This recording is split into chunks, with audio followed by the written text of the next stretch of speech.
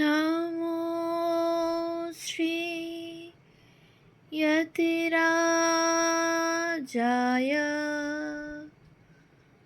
বিবেকানন্দসূরয়ে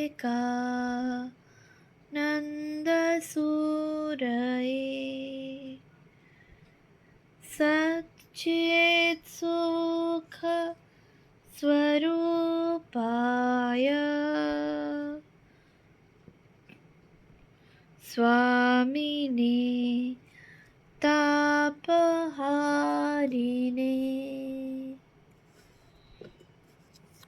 পূজনীয় স্বামী গম্ভীরানন্দজি মহারাজের রচনা যুগনায়ক বিবেকানন্দ, প্রথম খণ্ড, গ্রন্থ থেকে পাঠ। পৃষ্ঠা সংখ্যা 166। প্রথম শ্রী রামকৃষ্ণ মঠ। ঠাকুরের তিরোধানের 1 সপ্তাহের মধ্যেই এক আশ্চর্য ব্যাপার ঘটিল।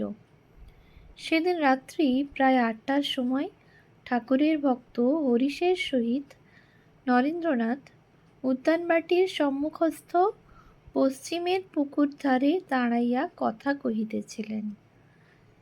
এমন সময় দেখিলেন ফটকের দিক হইতে রাস্তা ধরিয়া ঠাকুরেরই মতো এক শুভ্র বস্ত্রাবৃত উজ্জ্বল মূর্তি তাহাদের অভিমুখে ধীরে ধীরে অগ্রসর হইতেছে। নরেন্দ্রের মনে প্রশ্ন জাগিল, ঠাকুর নাকি?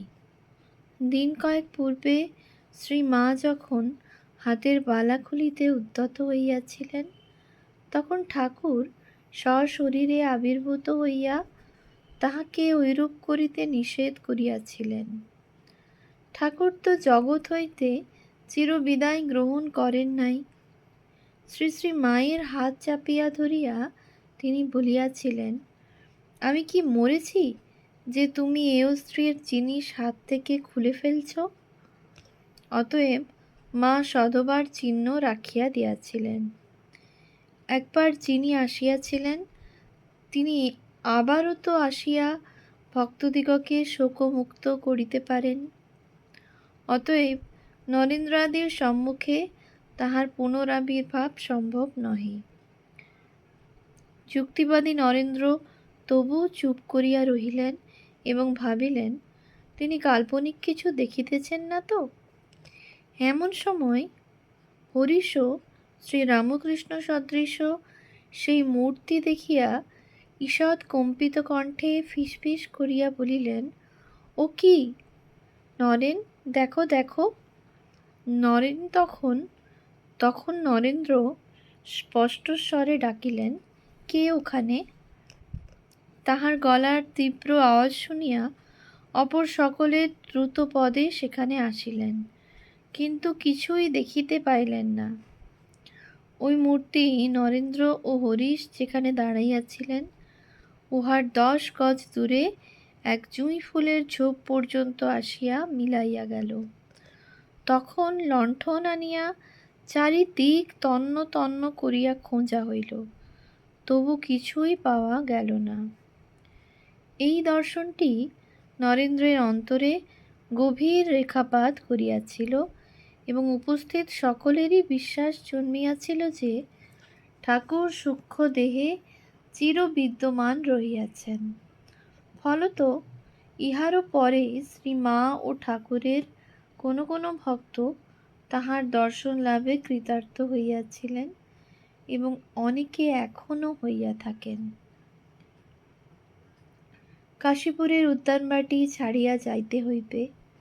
6ই ভাদ্র শ্রীযুক্ত বলরাম বসু আসিয়া মাতা ঠাকুরানীকে স্বগৃহে লইয়া গেলেন। রামচন্দ্রাদি প্রবীণ ভক্তবৃন্দ যুবক দিগকে পরামর্শ দিলেন, ঠাকুরই যখন চলিয়া গিয়াছেন, তখন আর বৃথা সময় নষ্ট না করিয়া স্বগৃহে ফিরিয়া পাঠ আদিতে মনোনিবেশ করাই বিধেয়। অনেকে করিলেনও তাহাই, কিন্তু লাটু, তারক, কালী, বুড়োগোপাল প্রভৃতি হয় গৃহহীন ছিলেন অথবা গৃহে ফিরিবার সংকল্প ত্যাগ করিয়াছিলেন। সুতরাং তারক কাশীপুর ছাড়িয়া বৃন্দাবনে বলরামবাবুদের কালাবাবুর কুঞ্জে গিয়া তপস্যায় নিরত হইলেন। অতঃপর শ্রীমা যখন 15ই ভাদ্র বৃন্দাবন যাত্রা করিলেন, তখন কালী, লাটু ও যোগিনও তাহার সহিত তথায় যাইয়া ওই একই বাড়িতে উঠিলেন। ইতোমধ্যে শ্রী শ্রী ঠাকুরের ভস্মাবশেষ লইয়া একটু মতভেদ উপস্থিত হইয়াছিল।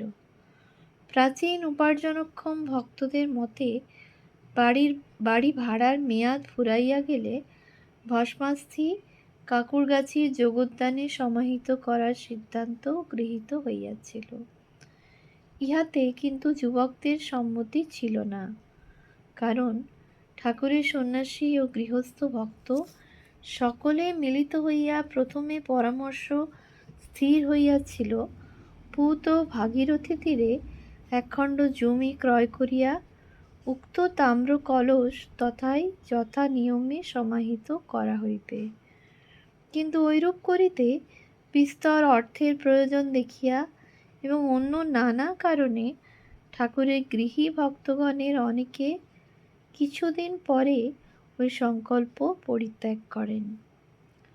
তাহাদিগের ঐরূপ মত পরিবর্তন ঠাকুরের ত্যাগী ভক্তদের মনোপুত না হওয়ায় তাহারা পূর্বোক্ত তাম্র কলস হইতে অর্ধেকেরও উপর ভস্মাবশেষ ও অস্থি নিচয় বাহির করিয়া লইয়া ভিন্ন এক পাত্রে উহা রক্ষণপূর্বক তাহাদিগের শ্রদ্ধাস্পদ গুরুভ্রাতা বাগবাজার নিবাসী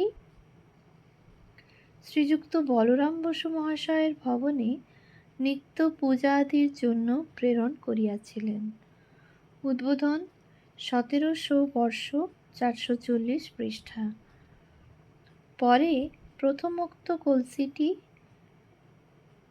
কাকুরগাছির যোগোদ্যানে 23শে আগস্ট জন্মাষ্টমী দিবসে যথা নিয়মে নীত ও সমাহিত হয়।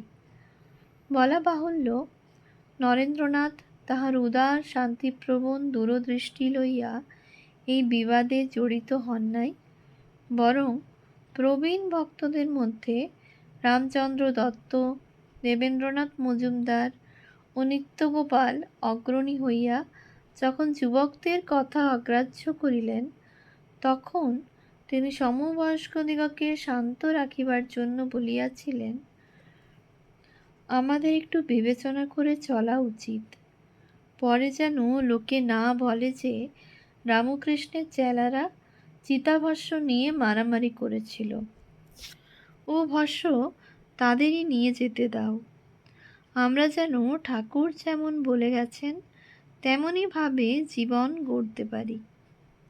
আমরা যদি আদর্শ মেনে চলতে পারি, তা হলেই তো সব স্মৃতিচিহ্নের পুজোর চেয়ে অনেক বড় কাজ হয়ে যাবে। কাজেই কলস অর্পণের দিন স্থির হইয়া গেল। কিন্তু নিরঞ্জন অত সহজে ছাড়িতে প্রস্তুত ছিলেন না। শশীও তাহার সহিত সহমত ছিলেন। ইহারা দুইজনে রাত্রিকালে অতি গোপন চিতাভস্য পূর্বোক্ত রূপে সরাইয়া রাখিয়াছিলেন। নরেন্দ্র পরে ইহা জানিয়া সমবয়স্কদের কার্যের অনুমোদনই করিলেন, আবার কাকুরগাছির দলের সহিত শোভাযাত্রায় যোগ দিলেন এবং ওই অবশিষ্টাংশের সমাধিকালে সকলের সহিত পূর্ণ সহযোগিতা করিলেন। আগস্ট মাস শেষ হওয়ার সঙ্গে সঙ্গে কাশীপুরের উদ্যানবাটি ছাড়িয়া দেওয়া হইল। যে কয়জন যুবক শ্রীমায়ের পূর্বে বা সঙ্গে বৃন্দাবনে গিয়াছিলেন, তাহারা ছাড়া আর সকলে বাড়ি ফিরিয়া পূর্ববৎ পড়াশোনায় বা অন্য কাজে মন দিলেন। ঠাকুর কয়েকজনকে গেরুয়া বস্ত্র দিয়াছিলেন এবং সকলকে ত্যাগের মহিমা শুনাইয়া তাহাদিগকে সংঘবদ্ধ করিবার ভার নরেন্দ্রনাথের হস্তে অর্পণ করিয়াছিলেন। কিন্তু এইরূপ পরিস্থিতিতে শ্রী শ্রী ঠাকুরের দেহত্যাগের ঠিক পরেই সেই আদেশের রূপায়ণের সম্ভাবনা দেখা গেল না।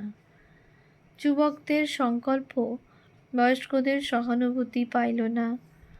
প্রবীণ ও নবীনদের মধ্যে যে মতানৈক্য কাশীপুর হইতে আরম্ভ করিয়া কিছুদিন যাবৎ চলিয়াছিল এবং যাহা কাশীপুরের ব্যয় আধিক্য, চিতাভাষ্য সমাহিত করা প্রভৃতি ঘটনাবলম্বনে আত্মপ্রকাশ করিতেছিল, তাহার সমাধানের উপায় তখনও যুবকদের আয়ত্তাধীন ছিল না।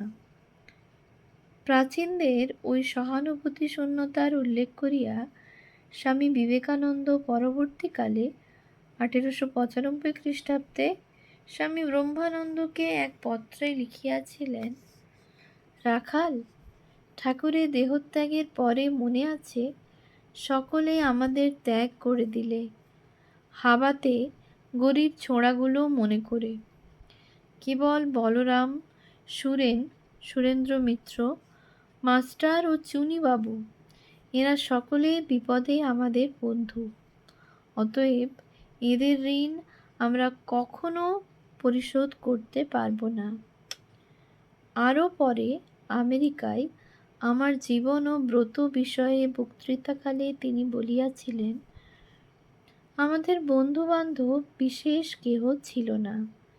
একবার ভাবিয়া দেখুন, 12টি বালক মানুষের কাছে বড় বড় আদর্শের কথা বলিতেছে, সেই আদর্শ জীবনে পরিণত করিতে দৃঢ় সংকল্প।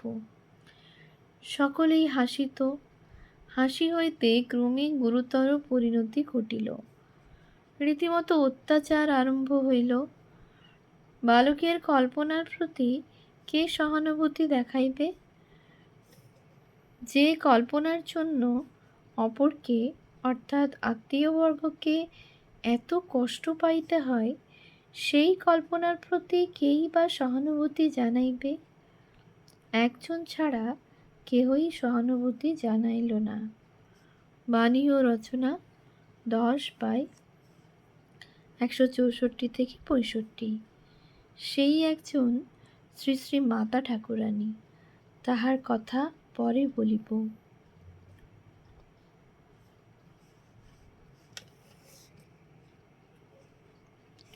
শুধু অল্প বয়স্ক বলিয়াই যে বয়স্কদের নেতৃস্থানীয় ব্যক্তিরা নরেন্দ্রাদির কথা উড়াইয়া দিয়াছিলেন তাহা নহে, একটা আদর্শগত বিরোধও ছিল।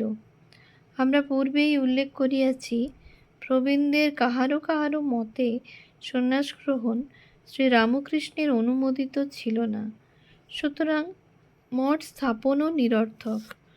কথামৃতের এক স্থানে 1/13/5 আছে, আজ মহিমাচরণের সহিত ঠাকুরের কথাবার্তা শুনিয়া কোনো ভক্ত ভাবছেন, ঠাকুর তো সংসার ত্যাগ করিতে বললেন না, বরং বলেছেন সংসার কেল্লার স্বরূপ, এই কেল্লাই থেকে কাম ক্রোধ ইত্যাদির সঙ্গে যুদ্ধ করতে পারা যায়।